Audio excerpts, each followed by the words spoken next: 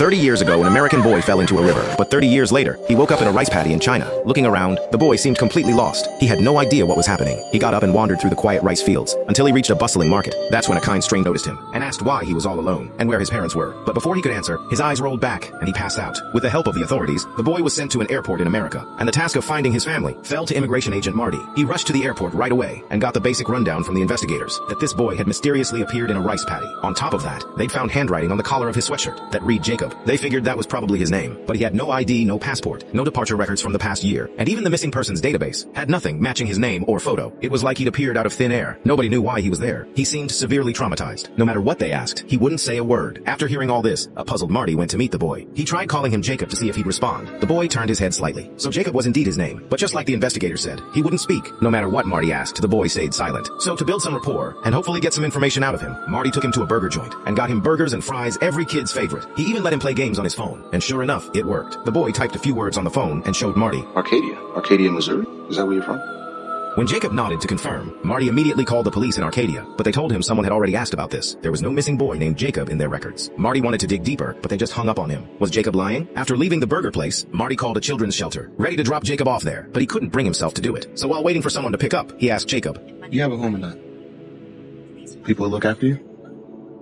At that moment, the call connected. Marty picked up the phone, but after hesitating for a long moment, he hung up. He took a deep breath and asked Jacob, "If I took you to Arcadia, could you show me the way to get to your house?" With Jacob guiding the way, they drove to a small town in Arcadia and stopped in front of a house. The mailbox out front read Langston. Marty glanced over at Jacob, and the boy smiled and nodded. This was his home. Marty rang the doorbell, and a white-haired man in his 60s came to the door. His name was Henry Langston. Marty explained why he was there and asked a few questions. Henry confirmed that he did have a son named Jacob, but he passed away 32 years ago. Could this be a mistake? Marty apologized and turned to leave. Henry started heading back inside, but just then, he noticed Jacob standing right there. He greeted the boy, and Jacob asked him, "Which way to greeting goes a million miles per hour?" Frog in a blender.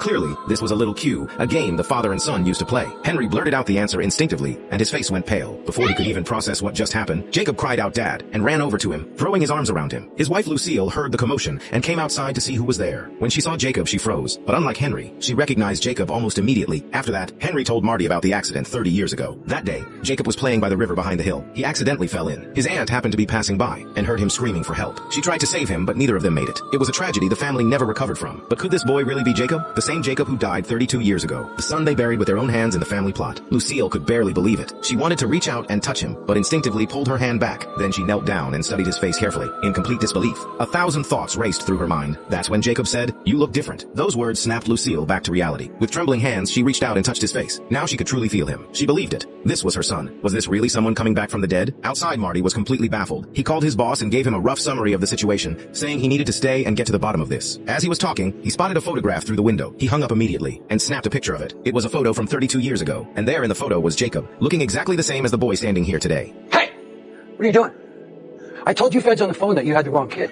You just show up here and you start harassing my brother's family over what? Just be quiet first, Henry. Listen to me. I said I got this, Henry. The man who showed up was the local sheriff, Henry's brother Fred. He pulled out a report and accused Marty of making things up, demanding to know why they were looking for a child who'd been dead for 32 years. When Fred saw Jacob standing right there in front of him, he reacted just like Henry had, speechless, frozen in place. At that moment, the toy slipped from Jacob's hand and he collapsed to the ground shaking. They rushed him to the hospital immediately. The doctor examining Jacob was Fred's daughter Maggie, Jacob's cousin. During the exam, she was shocked to find she couldn't hear Jacob's heartbeat, but when she looked down at the stethoscope, she realized she put it on backwards. She must have been that shaken up. She flipped it around and listened again. Everything was normal. Then Jacob started to speak. You look like my Aunt Barbara.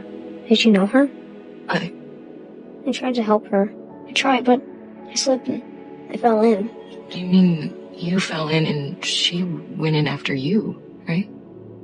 Jacob, did somebody tell you this story? He was there too. He who? He was holding my arm and...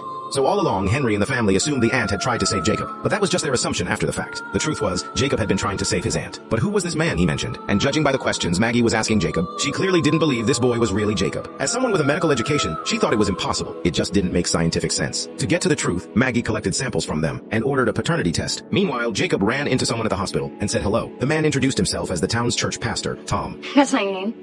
It's not. It's my best friend's name. We like to play there. Hearing this, old memories flashed through Tom's mind. He remembered him. Then Jacob asked if everyone he knew was already dead. Tom didn't know how to answer. Just then, a nurse came over and greeted Tom, then led Jacob back to his room. Tom stood there, unable to move. Beyond the shock, he was filled with doubt. He had no idea how to deal with this person, or this situation. Later, after leaving the hospital, Tom told his wife about Jacob. He said he believed it really was Jacob, but he just couldn't accept it. For over a decade, he'd been teaching people to believe in God, to believe in miracles. But now, a miracle was standing right in front of him, and he was the one who couldn't believe. How was he supposed to preach after this? You don't need to have all the answers. That's not your job. You just need to comfort those who have questions. Meanwhile, Henry and Lucille stayed with Jacob at the hospital, while Marty and Maggie headed to the records room to look through the files from 32 years ago on the accidental deaths of Jacob and his aunt. But while everyone was consumed by this boy who'd come back from the dead, something else was happening. About 300 miles from town on a highway, a man in a hat flagged down a car. He said he was heading to Arcadia. His family was there. Another one just like Jacob was coming back. At the same time, Lucille and the others realized Jacob was gone. He climbed out through the bathroom window. After a frantic search, Henry and the police found him on the hill behind his house. He was digging around in a hollow tree and eventually pulled out a small package. Inside was a toy soldier, a gift Henry had given him years ago. It was his favorite toy. Back at home, Lucille made Jacob some food. For some reason, he had an enormous appetite, eating more than an adult. Lucille knew it wasn't normal, but she didn't care. She didn't want to overthink it. She just wanted her son by her side, but Henry felt differently. He didn't believe this was their son. He couldn't accept any of it. I know you're having trouble accepting it. That boy is ours.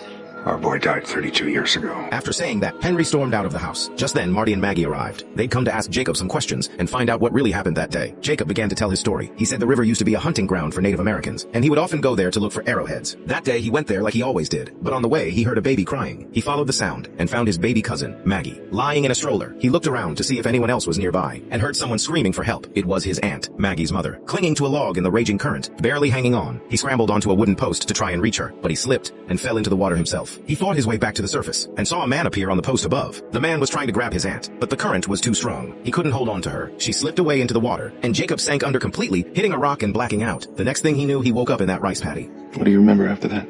Nothing. About this guy. Have you seen him? I think so. He's in a picture by the piano.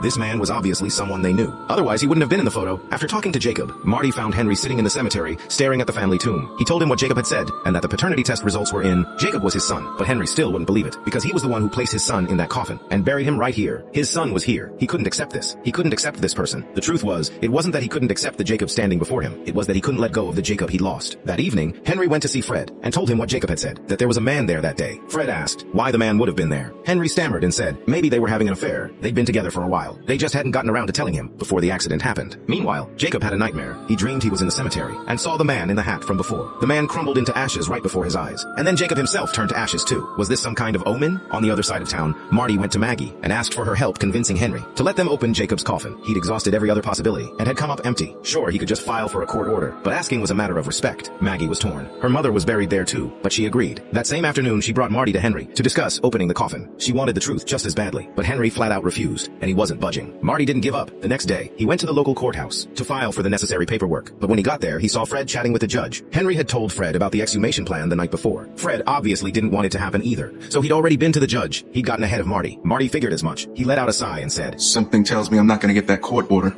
Oh, you mean the one to open my family's tomb? The tomb that my wife is in? No, you're not. Oh, and I made some calls. You're nothing but a desk jockey. A glorified chauffeur who shuttles immigrants from one airport to another, and you have been for years. So don't pretend to be something you're not. News about Jacob kept spreading through town, and people were looking at him more and more strangely. To help Jacob and get people to treat him normally, Lucille went to Tom for help. She asked him to talk to Jacob, because ever since the park incident, the boy wouldn't even leave the house. But Tom still hadn't sorted out his own feelings. He still didn't know what to make of Jacob. So he made an excuse about a meeting, and politely declined. He started to walk away, but stopped after just a few steps. He told her he'd come by later. Elsewhere, whether she'd heard something, or figured it out on her own, Maggie tracked down the man, the one who had tried to save her mother that day. She asked him one question. Are you my father? No. No. I just want to tell you, I didn't leave you. I waited by the river until someone found you. After getting her answer, Maggie quietly left. The man went back inside and said to a mysterious figure in the room, She found us. No doubt about it. This had to be yet another person who'd come back from the dead. Who it was, we don't know yet, but I bet you've already figured it out. That evening, Marty still hadn't given up on the exhumation. He might not have been high-ranking, but he was still a federal agent. So over dinner at a restaurant, he called his superior, laid out the situation, and she agreed to help. She said he'd have the paperwork by tomorrow at the latest. And as luck would have it, Maggie was at the same restaurant, having drinks with her friend Elaine. She'd barely set her glass down. When Elaine's phone rang, it was her brother. She picked up and heard him screaming and cursing on the other end. He was ranting about seeing the devil. Something had clearly terrified him. Everything okay? It's Ray. He's talking crazy and he's got a gun. Come on. If you can guess, it was the man from before. They rushed out to get there. Marty spotted Maggie and called out to her, asking what was going on. She quickly filled him in, and he jumped in the car with them. When they arrived at Elaine's place, they found her brother Ray armed and with his dog, screaming at a small wooden shed. He was completely unhinged. Get in there! Put in there! Demon! I got a trap inside the shed! Calm down, Ray. Just What? You don't believe me? Put the gun down, Ray. No, Come on, believe Demon! me. Show yourself! Just put the gun Come down. on! Come out now!